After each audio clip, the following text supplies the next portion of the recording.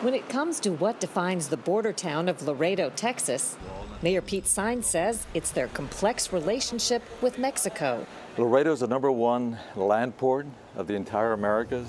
Like other U.S. border communities, Laredo has suffered the impact of human trafficking and Mexican drug cartels.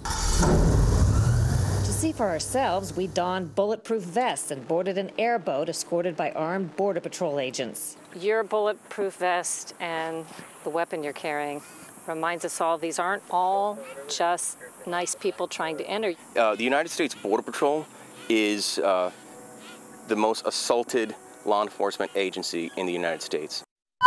These are the types of things that taxpayers should be mad about. The gimmick is the Overseas Contingency Operations Account, a special fund that the Pentagon gets to draw from separate from its annual budget. There's $25 million for a dormitory in Turkey. I think that when you're building a dormitory in a country where we have a long military presence that's a NATO ally, to call it a contingency is a little absurd. When you refer to American sickness, what is it you're talking about? I haven't found a lot of people who weren't happy with their care, who weren't happy with the results. What they were really unhappy with was the mystery of these bills and these explanation of benefit statements.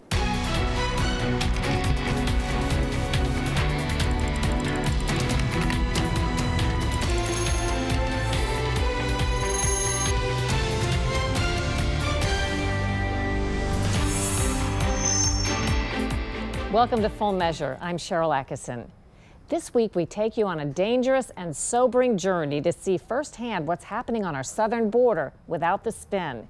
We visited one of the busiest ports of entry for both legal and illegal traffic. It's the predominantly Hispanic city of Laredo, Texas. During our visit, one overarching theme emerged. Despite what you may think, they're bullish on border security. When it comes to what defines the border town of Laredo, Texas, Mayor Pete Sines says it's their complex relationship with Mexico. Laredo is the #1 land port of the entire Americas. We do over $200 billion worth of trade here in our port of Laredo. There's a lot of foot traffic as well. People commute daily. They come, they shop, they work, they come visit family. There's no wall here, not even a fence. The only thing that separates two nations is the Rio Grande River. 17,000 pedestrians a day cross the river using the Gateway to America's bridge. When we tried it out, the Mexicans didn't even check passports or ID as we entered Nuevo Laredo, Mexico. Culturally, we're Hispanic primarily, and 95% Hispanic. We're very closely connected to Mexico. We're true Americans. But of course, our culture is tied to the, to Mexico, since we're here on the border, and we have family on the other side, in the Mexican side. With such close ties, you might be surprised to hear the prevailing view. On the U.S. side, we want a secured border.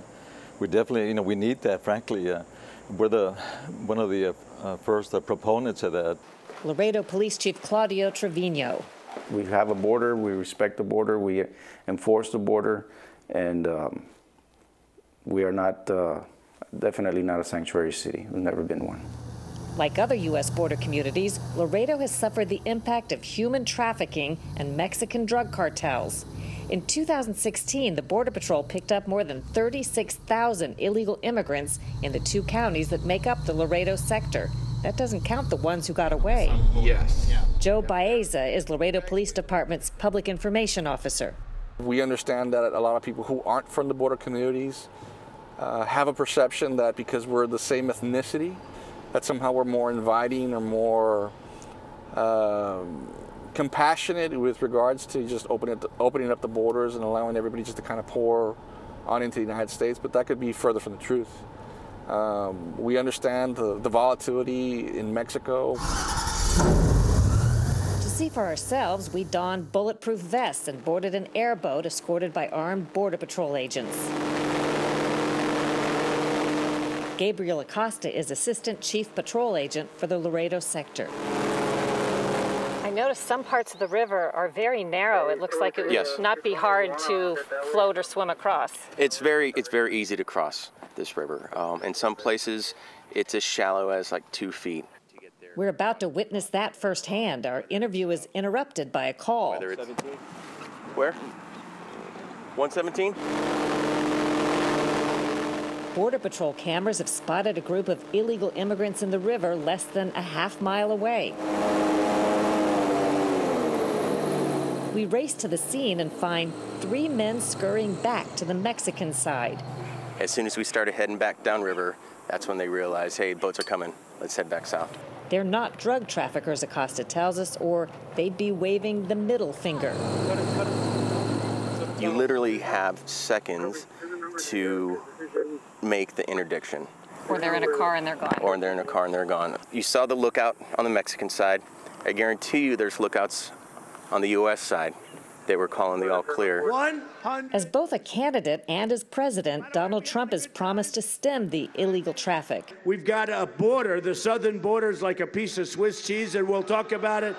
We will build the wall. Yes, we will build the wall. In Laredo, they credit the president's message with a new trend. What are the patterns you're noticing in 2017? We noticed a drop of at least 30% compared to this time last year here in this geographical area in the South Texas corridor. And then throughout the entire southwest border, we're looking at over 60% fewer apprehensions. That's pretty huge. It is. Do you attribute that in part to the idea they may have that they're not going to be able to stay, or that it will be more difficult? Absolutely. As soon as we're back on land, another call comes in.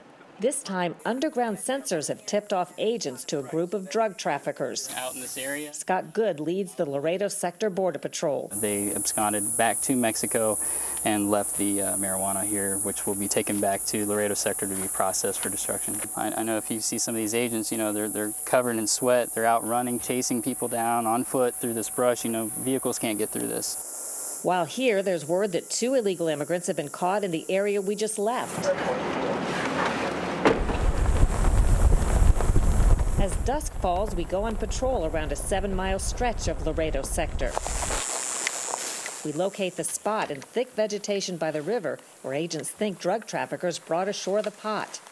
The brush around the Rio Grande is full of well-worn paths that agents say has been used for illegal traffic for years. In this environment, it's not difficult for criminals to give Border Patrol the slip. Agents risk their lives tracking suspects on foot, sometimes alone, where they may come face to face with heavily armed cartel thugs. Smugglers don't care at all about human life. They're very callous. They see people as a commodity, just like the marijuana that they cross or the cocaine that they cross. Your bulletproof vest and the weapon you're carrying reminds us all these aren't all just nice people trying to enter. You also deal with a violent criminal element. We do. At times. We do on a daily basis. The United States Border Patrol is the most assaulted law enforcement agency in the United States. Our agents get assaulted on a daily basis multiple times a day. It looks like just an individual in the water. When dark falls, we work our way to the edge of the Rio Grande and look through infrared binoculars. Oh, okay, he's on the other side. Yeah. That's a person standing on the Mexican bank, maybe a lookout or someone waiting for the chance to cross. Not far away, we hear radio chatter that 2 more illegal immigrants have been picked up. Yeah, there's a lot. On our way back to the SUV, we see 2 agents patrolling on ATVs. We hear more radio chatter. 8 illegal immigrants have come ashore. 6 are eventually caught. 2 escape back south. Meantime, we're onto a group that a Border Patrol camera spotted crossing the river and loading into a light blue Grand Marquis. It's a dark-colored Grand Marquis. Local police joined the chase. When the suspects don't pull over, the cops give up for safety reasons and let them go. Here in the field, it's easy to see that the best technology they have only goes so far. Cameras and sensors can spot the illegal immigrants and drug traffickers, but catching them is another matter. It's a numbers game. A certain number will slip through. Most Americans will never visit a U.S. border town. One thing the officials in Laredo want the rest of the country to know is they're in the fight. People are getting the message that if you do come across illegally and you're apprehended, you will be sent back. There's a misconception out there just because we're so closely tied with Mexico, our culture is Mexicanese, Spanish. It doesn't mean that we're not Americans. You know, we've died for our country. We're here for our country. We salute our flag. So we are full-blooded Americans. Obviously we lean toward our culture just like any other ethnicity, but we're Americans first. And that's important. Protecting the border is one of the big stories we cover on Full Measure. In the following weeks, we'll bring you more updates on border security and the wall. Ahead on Full Measure, the Pentagon spending your tax dollars beyond its budget thanks to a secret account. One watchdog says you should be mad about the slush fund.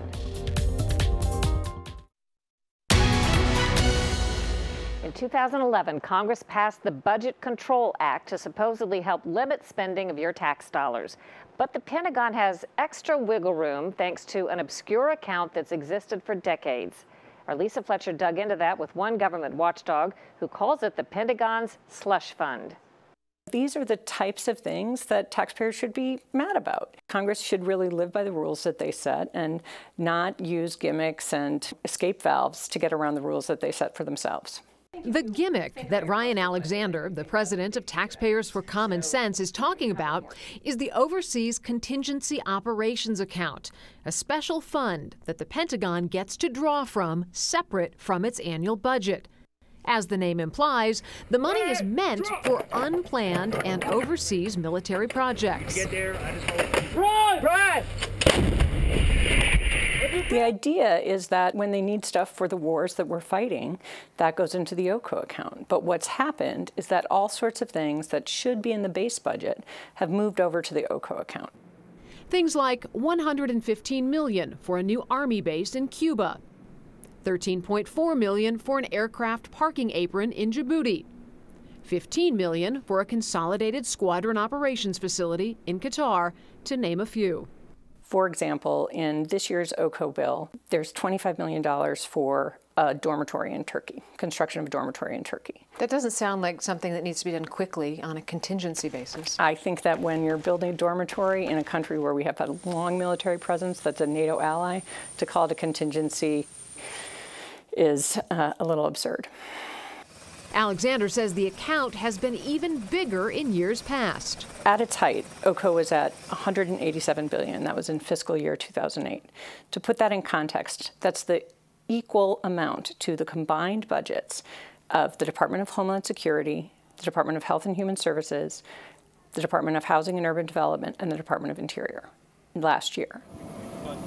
Although the Overseas Contingency Operations Fund is currently only at $74 billion, Alexander believes there's still plenty of projects in there that are clearly not for war planning, that are enabling the Pentagon to bust its budget. There's so many line items in the OCO account that simply aren't what the account's designed for.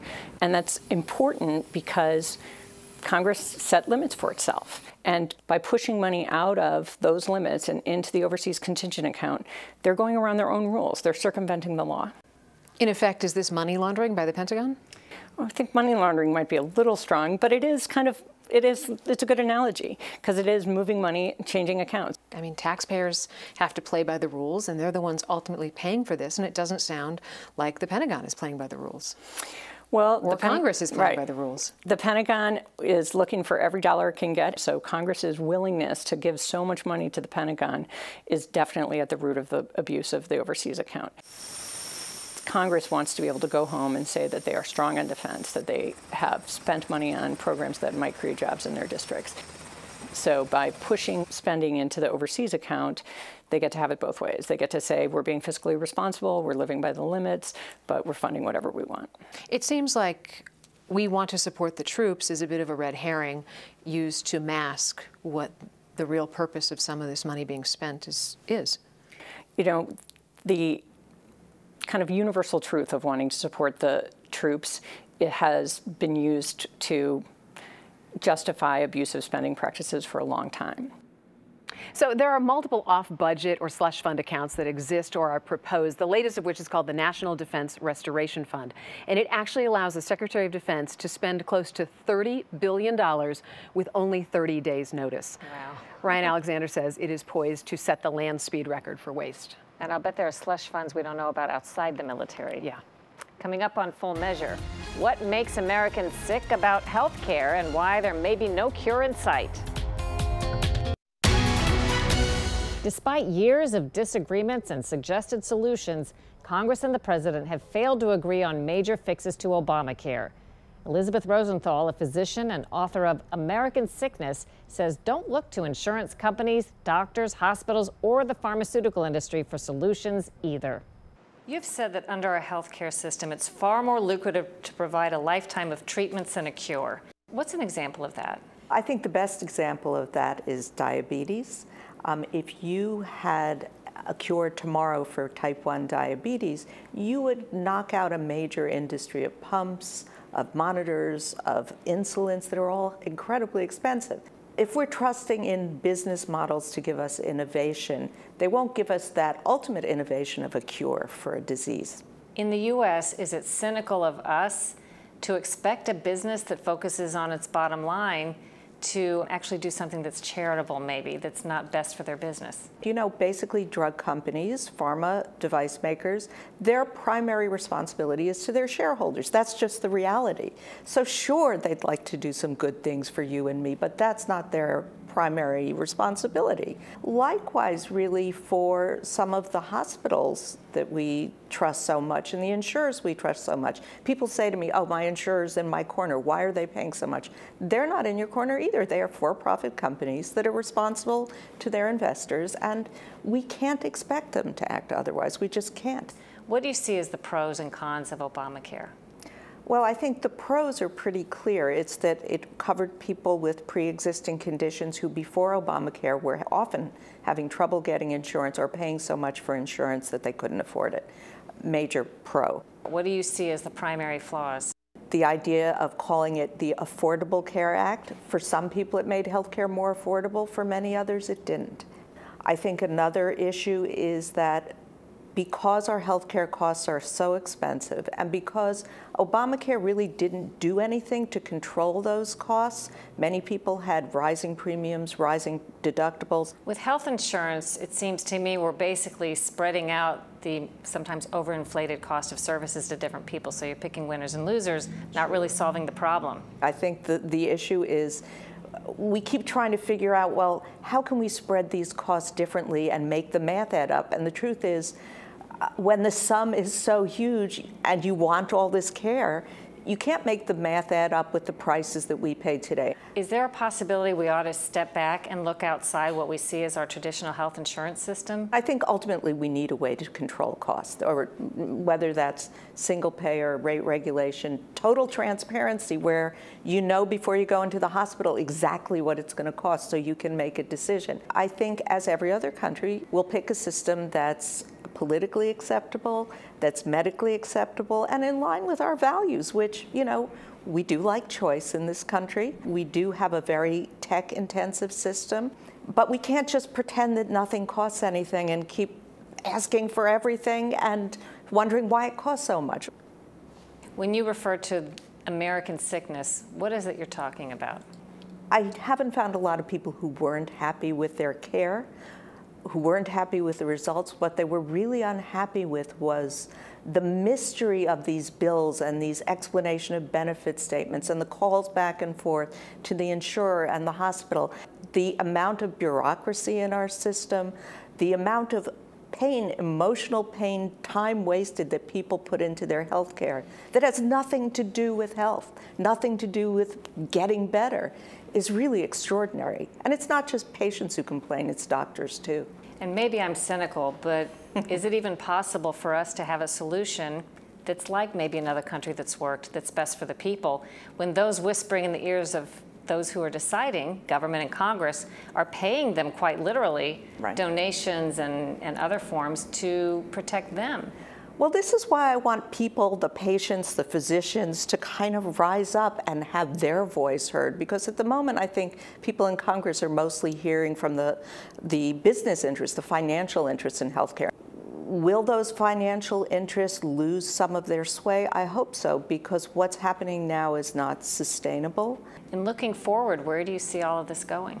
So where I'm looking right now is to see what we're going to do about drug pricing, because I think that'll give us an indication. This is an issue which both parties have said we need to deal with. In polls at Kaiser Family Foundation, it's people's #1 issue. There have been bipartisan bills proposed, and nothing is moving. So how we solve that problem, I think, will be a good indication of how we're going to solve the larger medical problem.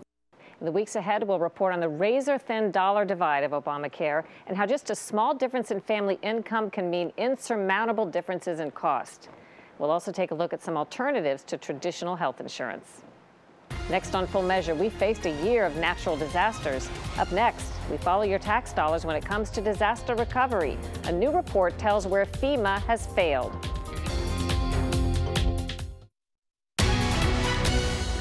Follow the money, a maddening assessment from a watchdog over federal disaster recovery spending. It means there could be massive waste of your tax money after Hurricanes Harvey, Irma, and Maria and California's recent wildfires. The Inspector General for Homeland Security says FEMA, the Federal Emergency Management Agency, failed to make dozens of recommended changes to reduce waste, fraud, and mismanagement. From 2013 to 2017, the IG issued 37 reports flagging insurance-related issues, 19 cases of the feds improperly paying duplicate benefits totaling $182 million. 7 times recipients didn't have the insurance required to be eligible to receive aid, yet they got $133 million anyway. And 14 FEMA mistakes in handling insurance proceeds totaling $6.6 million. That adds up to $322 million in questioned costs. Yet the IG says FEMA hasn't addressed the recurring issues identified, so the watchdog says it exposes billions of taxpayer dollars to fraud, waste, or mismanagement in the current post-hurricane and wildfire recoveries.